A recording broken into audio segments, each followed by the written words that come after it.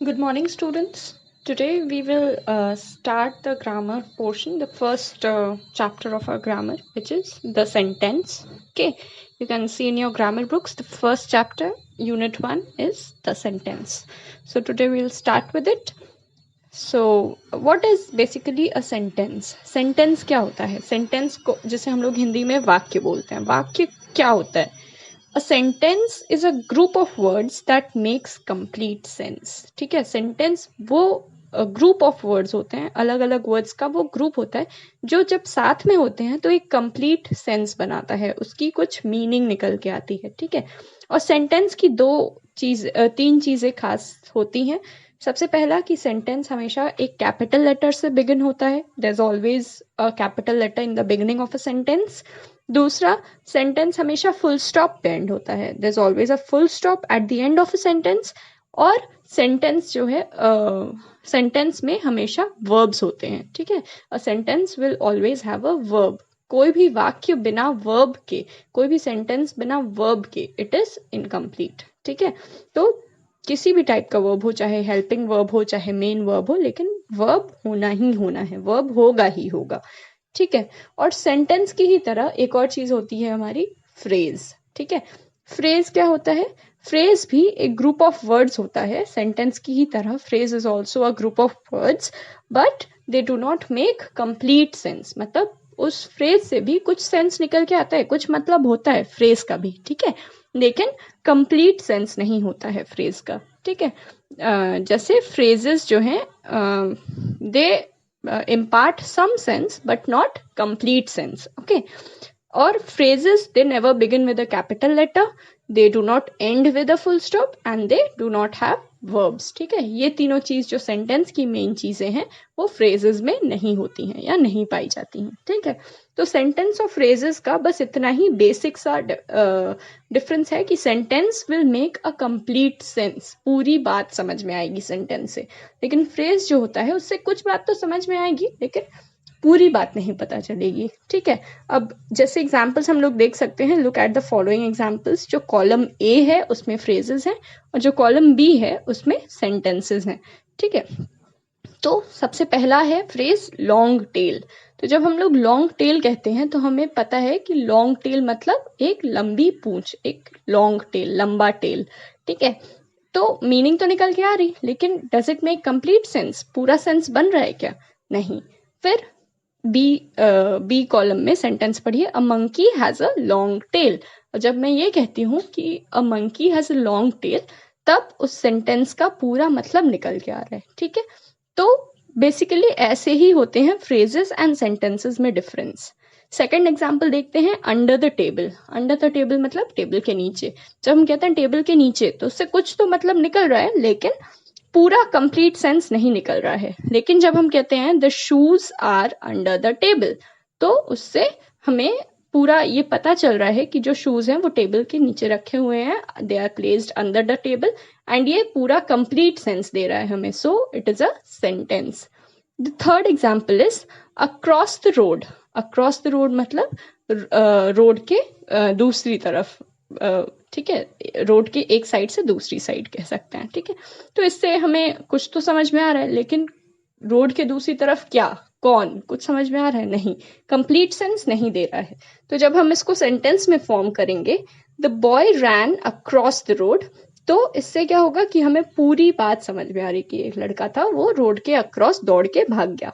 ठीक है, the fourth example is in the air. When we say in the air, उससे हमें थोड़ा सा तो समझ में आ रहा है लेकिन पूरा नहीं. But when we say birds fly in the air, then we get a complete sense, complete meaning निकल के आ रही है उसमें. फिर the fifth example is on the bed. On the bed मतलब बेड के ऊपर. तो बेड के ऊपर से इतना तो समझ में आ रहा है, थोड़ा बहुत तो समझ में आ रहा है कि बेड के ऊपर है, लेकिन क्या है, कौन है, क्या कर रही है, क्या कर रहा है, ये तो नहीं समझ में आ रहा. लेकिन when we form it in a sentence, the girl sat on the bed, जो लड़की है वो बेड के ऊपर बैठी हुई है. ठीक है, सो इससे हमें पूरी मीनिंग समझ में आ रही, we get a complete sense. Okay, so this is the basic difference between sentences and phrases. Sentences make complete sense, they give complete sense, and phrases, they give sense but not complete sense. Now look at the following examples. When I say these jumbled words, as you can see, cricket, boys, game, favorite, the, is, तो कुछ समझ में आ रहा है? अगर मैं इसको लगातार बोलती जाऊं, cricket, boys, game, favourite, the, is, कुछ समझ में आया? नहीं आया ना? लेकिन जब हम इसको सेंटेंस में फॉर्म कर लेते हैं, the boys favourite game is cricket, order, proper order में अरेंज कर लेते हैं, तो हमें एक सेंटेंस मिल जाता है जिससे हमें कुछ समझ में आता है, जिसकी मीनिंग हमें समझ में आती है। ठीक है, तो जब वर्ड्स जम्बल्ड होते हैं तो उनकी मीनिंग नहीं होती है, लेकिन उन जम्बल्ड वर्ड्स को हमें प्रॉपर ऑर्डर में प्लेस करना होता है, जिससे वो एक सेंटेंस में कन्वर्ट हो जाते हैं and we get the complete meaning. The second example is online teachers video send. ठीक है, तो इससे हमें कुछ समझ में आ रहा है? नहीं समझ में आ रहा है ना? बट व्हेन वी से टीचर्स सेंड ऑनलाइन वीडियोज, ठीक है, तो इससे हमें समझ में आ रहा है that the teachers send online videos, पूरी कंप्लीट मीनिंग समझ में आ रही है ना? So the second one, teachers send online videos, is a complete sentence, whereas online teachers videos send, ये जम्बल्ड सेंटेंस है। ठीक है, तो ये मैं आप लोग को इसलिए बता रही क्योंकि आपकी बुक में ऐसा एक एक्सरसाइज है जिसमें वर्ड्स जम्बल्ड फॉर्म में दिए हुए हैं। ठीक है, उनको सही करना है, मीन्स प्रॉपर ऑर्डर में प्लेस करना है। ठीक, इसीलिए मैं ये आपको समझा रही। So next is the third thing, punctuation marks. We'll study about punctuation marks. ठीक है, तो punctuation marks क्या होते हैं? Punctuation marks are, जैसे सेंटेंस भर में, जैसे इस चैप्टर में पर्टिकुलरली हमें सिर्फ 3 पंक्चुएशन मार्क्स की ऊपर जरूरत पड़ेगी। एक्सरसाइज है, उसमें Capitals, commas and full stops लगाने हैं। ठीक है, तो इसलिए मैं आपको बता दे रही कि कैपिटल, कॉमा और फुल स्टॉप हम लोग कहाँ कहाँ यूज करते हैं। ठीक, तो कैपिटल लेटर जो है, capital letters are used in the beginning of sentences. कोई भी सेंटेंस जब स्टार्ट होता है तो जो फर्स्ट अल्फाबेट हम लोग लिखते हैं वो कैपिटल लेटर में लिखते हैं, ये तो सबको पता है। फिर next is capital letters are used for proper nouns और names of a particular person, place, animal और थिंग। अब नाउन्स हम लोग बचपन से पढ़ते आते हैं, ठीक है, तो प्रॉपर नाउन्स हम लोग जानते हैं क्या होता है। It is the name of a particular person, place, animal और थिंग, जैसे कि नरेंद्र मोदी, ताजमहल, इंडिया, कल्पना चावला, न्यू दिल्ली, आगरा, बॉम्बे, राम, श्याम, मोहन, आमिर, शाहरुख। ठीक है, ऐसे जो भी पर्टिकुलर नेम्स होते हैं, these are all proper nouns. Okay, so capital letters are used when we use proper nouns. ठीक है, जब जहां भी प्रॉपर नाउन्स की जरूरत होगी वहां कैपिटल लेटर यूज होता है। थर्ड कैपिटल लेटर का यूज हम कहाँ करते हैं? जो हम लोग आई लिखते हैं। ठीक है, when we refer to the I as our own self, जब हम आई अपने बारे में बात कर रहे होते हैं, आई डिड द वर्क, या she told me that I should go to work. ठीक है, तो यहाँ पे सेंटेंस के बीच में आई आया, ठीक है, but it has to be written in capital letter. Okay, तो जब हम आई को खुद के ओन सेल्फ के लिए यूज करते हैं, सेंटेंस के बीच में भी अगर यूज कर रहे हैं, तो I is always written in capital letter. ये भी हम लोग बचपन से जानते हैं। The next punctuation mark that we'll study about is comma. ठीक है, तो कॉमास डिनोट शॉर्ट पॉजेस। जब सेंटेंस के बीच में कहीं हमें शॉर्ट सा पॉज देना होता है, then we use comma. Pause मतलब रुकना होता है, थोड़ी देर के लिए रुकना होता है, बिल्कुल थोड़े से टाइम के लिए। We give a pause to our flow of the sentence, then we use comma. Example देखिए, for example, come to the garden, सपना, तो सपना को बोला जा रहा है to come to the garden। ठीक है, इसीलिए come to the garden, pause, सपना, तो जहां पे pause था वहां पे हमने क्या लगाया? comma लगाया। ठीक है, और सेंटेंस में जब 2 या 2 से ज्यादा सेम पार्ट्स ऑफ स्पीच रहते हैं, वहां भी हम लोग कॉमा लगाते हैं। जैसे ही is a tall, smart and ambitious man, तो टॉल, स्मार्ट एंड एम्बिशियस, ये तीनों क्या है? हमने पढ़ा होगा बचपन में, एडजेक्टिव्स, है ना, जो नाउन या प्रोनाउन की विशेषता बताते हैं, विशेषण जिसे हम लोग कहते हैं। ठीक है, तो tall, smart and ambitious are adjectives. तो ये तीनों एक ही पार्ट ऑफ स्पीच है and many adjectives are used together, so we have used a comma. ठीक है, यहाँ पे हम लोग अगर कह दे he is a tall, smart, fair, handsome and ambitious man, तो भी और ज्यादा हो गए, तो इन सब के बीच में हम क्या लगाएंगे? कॉमा। ठीक है, एंड के पहले कॉमा नहीं लगता है। फिर एंड के बाद हम लोग जो लास्ट वाला वर्ड होता है वही लिखते हैं। ठीक, फिर लास्ट है हमारा फुल स्टॉप। तो फुल स्टॉप से जो है हमारा लॉन्गेस्ट पॉज डिनोट होता है, ठीक है। For example, shut the door, please pass me the copy, ठीक है।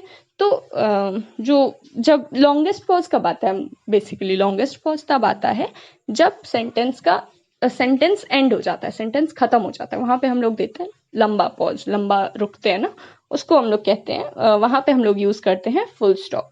जैसे shut the door, I am asking someone to shut the door, I am telling someone to shut the door, ठीक है। Shut the door, sentence खत्म, full stop.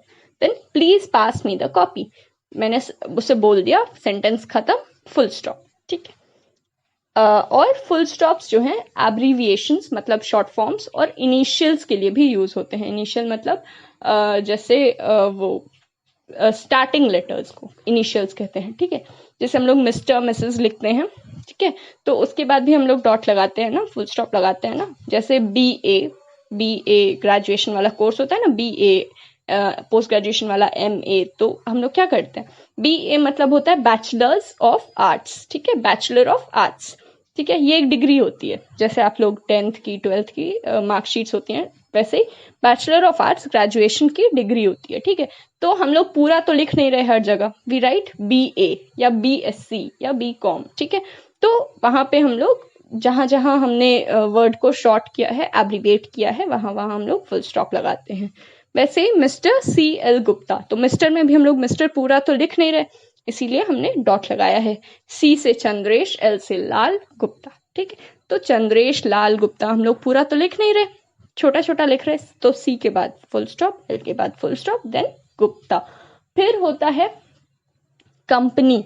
Company के लिए हम लोग CO के बाद डॉट लगा देते हैं, ठीक है, that is used for company, okay. अब आप लोग को करना क्या है कि इतना मैंने समझा दिया ना, इतना ही basically first part of sentence में है, ठीक है। इसके बाद काइंड्स ऑफ सेंटेंसेस आते हैं।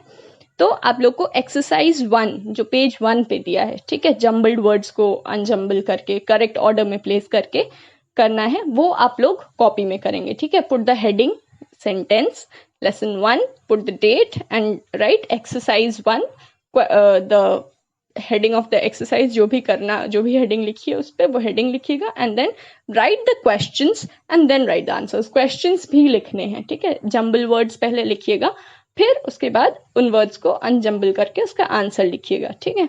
और एक्सरसाइज 2, 3 और 4 जो बुक में है ऑन पेजेस 1 and 2, वो दोनों आप लोग को बुक में ही करना है, कॉपी में नहीं करना है, ठीक है। एक्सरसाइज 1 बुक में ही एक्सरसाइज 1 कॉपी में करना है, और एक्सरसाइज 2, 3 and 4 आप लोग को बुक में ही करना है, ठीक है। This is your assignment for Saturday.